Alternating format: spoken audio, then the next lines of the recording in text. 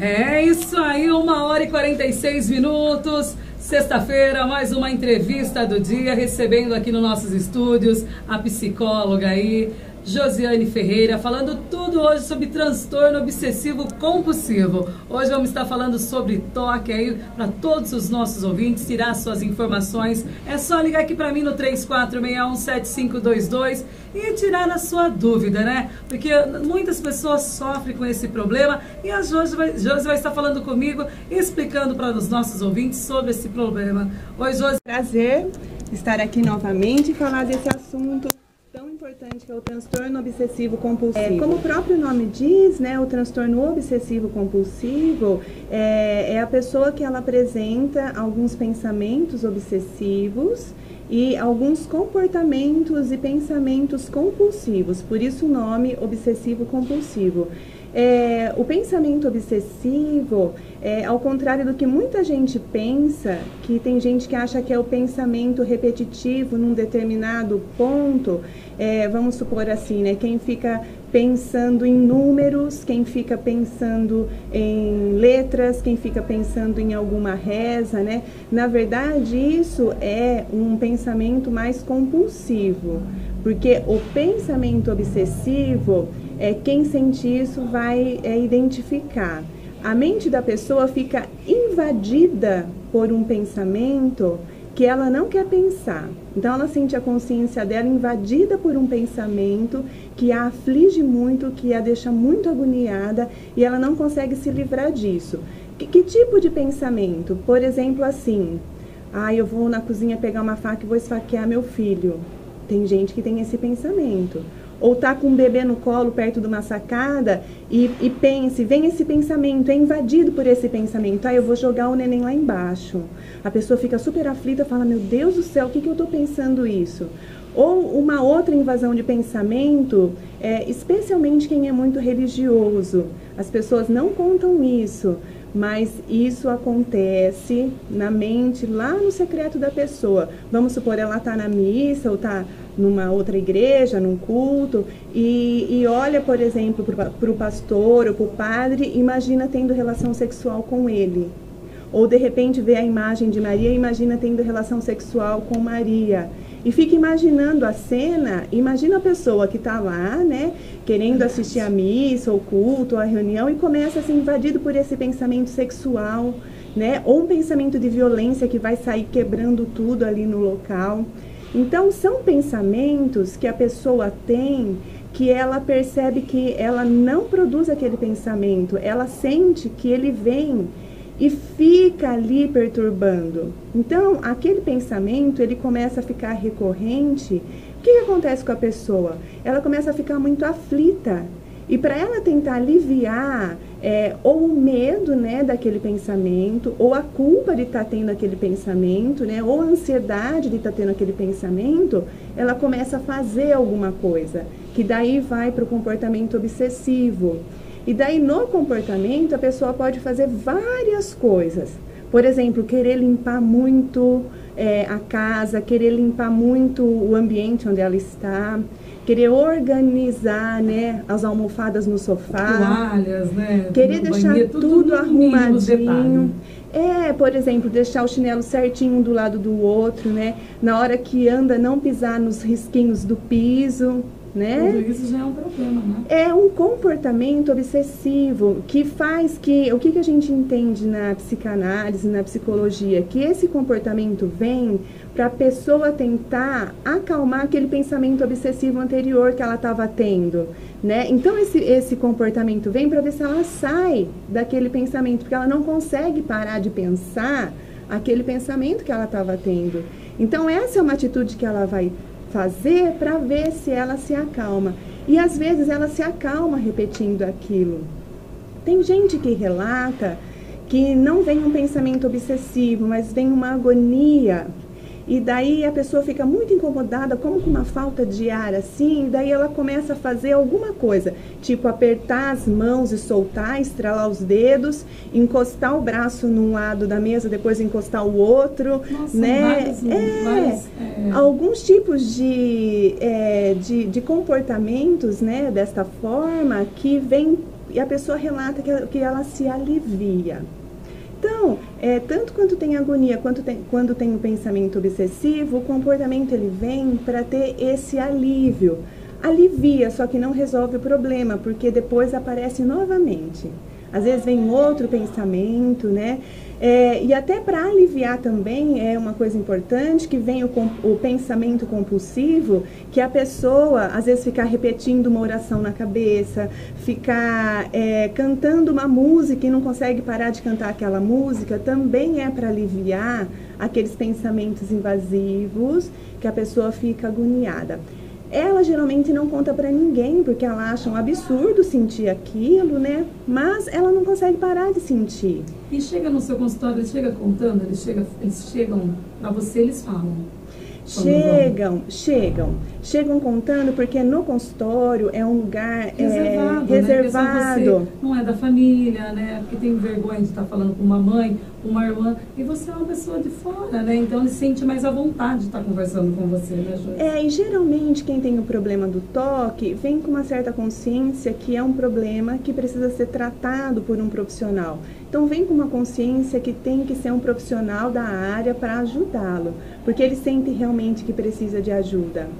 Né? Eu já tive pacientes que eu atendi que era uma dificuldade para eles saírem da sala, porque eles saíam pela porta, voltava, saía, voltava, saía, voltava. Nossa. Que daí eu ficava olhando, né? Eu deixava até se acalmar, porque esse é um tipo de comportamento também, né? Então, eles apresentam o comportamento ali pra gente ver, né? Assim, não porque eles querem fazer, mas às vezes é uma necessidade enorme, né?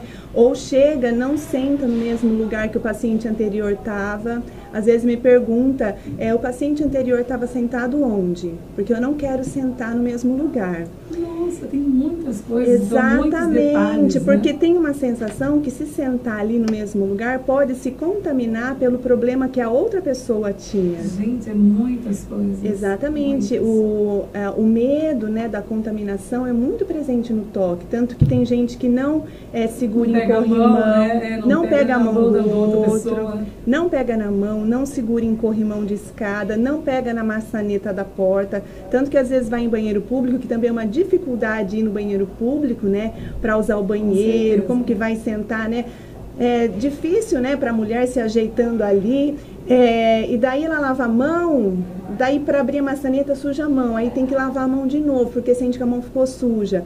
Aí eu já vi gente em shopping tentando abrir assim com o cotovelo para não, né, abrir a maçaneta para não usar a mão, ou pega com papel para abrir, né? Muita coisa. Porque sente que pode ser contaminado. Exatamente. Ou, por exemplo, assim, né, ganha um presente de alguém, uma comida, né, fica com medo de comer aquela comida, porque sabe da história da pessoa. Por exemplo, acha que a pessoa é uma pessoa falsa, né, uma pessoa de não muita confiança, então ela tem medo de comer aquela comida, de ficar igual a pessoa, de se contaminar pelo perfil, pelas características da pessoa. Então, tem muito medo da contaminação. Aí fica evitando, né, algumas coisas, e quando acontece de tocar realmente que não teve jeito, precisa lavar. Por exemplo, lavar muito a mão para sair aquela impregnação que sente que ele está se contaminando com aquilo. Aí eu já vi pessoas com as mãos vermelhas, porque não é que lava uma vez e pronto. É o tempo todo. Lava, às vezes, 1 hora a mão vai ficando em carne viva. Nossa, Josi, muitas pessoas passando por isso.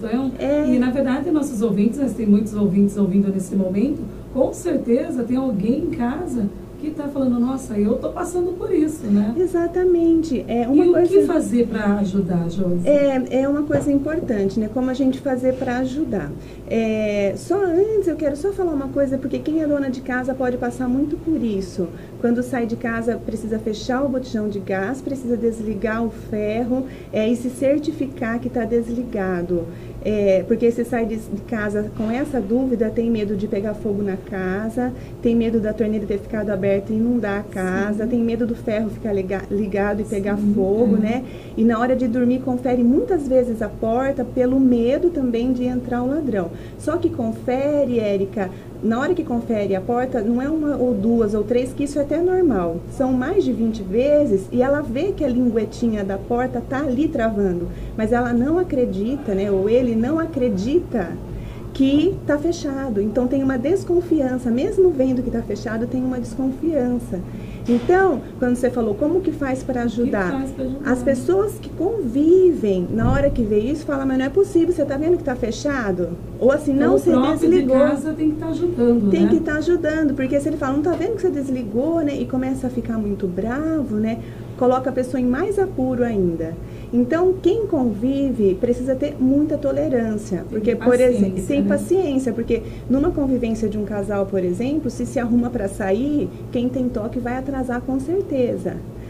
O marido, a esposa, né, os filhos, tem que ir suportando isso, né, e conversando com essa pessoa no sentido, procure um tratamento, porque se bater de frente... Mas falar devagar também, né? Você tá louca, você tá... Porque não é loucura, isso é um problema que tem que estar cuidando, né, Josi? Tem que estar cuidando, porque a pessoa sabe que ela faz aquilo, ela tenta se livrar, mas ela não consegue parar de fazer. Então, quem convive, né, como ajudar essas pessoas, né, quem convive tem que tomar muita consciência desse problema e ver que a pessoa tem esse transtorno, né? E muita gente fala, ai, tem mania de limpeza, limpou a casa, não posso entrar, tenho que tirar o sapato, não posso arrumar isso, arrumar aquilo. Então, a pessoa tem toque, às vezes a gente recebe até casal, né, para cuidar da relação por conta do toque de um dos dois, né? Então, quem convive precisa ter muita paciência, né? E sempre no caminho de, olha, nós precisamos procurar ajuda.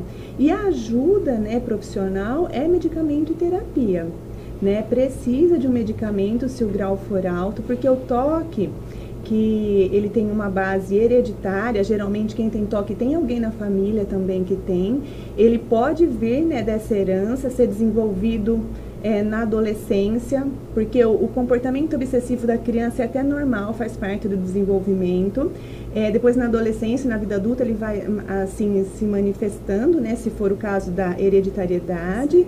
Tem o toque que ele é esporádico, que apresenta num determinado momento da vida da pessoa, ou às vezes é um toque porque a pessoa está usando um medicamento, tem um efeito colateral, né, está tendo alguma outra doença, ou está no uso de droga, pode ter esse comportamento mais obsessivo, né. Então tem que ser avaliado para ver do que se trata realmente e que nível que está o toque. Porque o toque pode estar no nível leve, né, dependendo quando iniciou, ou no nível super grave. Então, aí o psiquiatra vai adequar a medicação e ir para terapia, porque na terapia vai trabalhar a base. Porque a pessoa precisa se sentir segura, confiante, ela precisa se sentir com coragem, com força, se sentir integrada. A ponto, Érica, de, por exemplo, falar assim, eu tô com esse bebê na sacada, mas eu não vou jogar ele daqui, porque eu não quero, eu confio em mim, eu sei que eu não vou jogar. Eu não vou pegar uma faca na cozinha para matar meu filho. É uma sentir confiante. Também tem pessoas que têm comorbidade, né? Pode estar em depressão e desenvolver como secundário o toque. Como também pode ter o toque e desenvolver secundário a depressão. A depressão ela pode acompanhar. E a pessoa às vezes pode ficar confusa, né, do que realmente se trata, né? Porque às vezes ela está com sintomas da depressão e com sintomas do toque. Lá no consultório do psiquiatra, ele vai conseguir avaliar e medicar, às vezes, até para os dois, né? Para o transtorno obsessivo compulsivo e para a depressão. Né? Tem pessoa que toma vários medicamentos, cada um para agir num problema. E depois vem para a gente, né? Para a gente fazer o trabalho, tem que ser junto, não dá só para tomar medicamento. Uma parceria, né? Você tem que ir para tomar o medicamento e fazer. Com certeza, porque conversar, né? Porque é tão bom, né? E não só, né, a questão da pessoa conversar, mas ela vai precisar refazer o alicerce da vida dela, porque lá no comecinho da vida ela teve dificuldade com relação à confiança, à segurança, à culpa.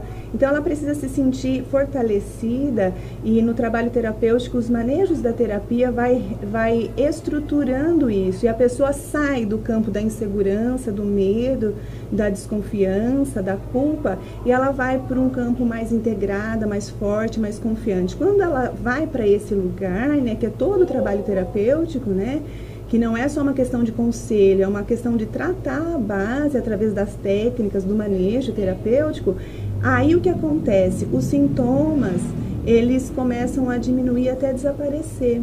Né? Então ela vai, pelo fortalecimento interno, se livrando dos sintomas até ela conseguir ficar livre dos sintomas.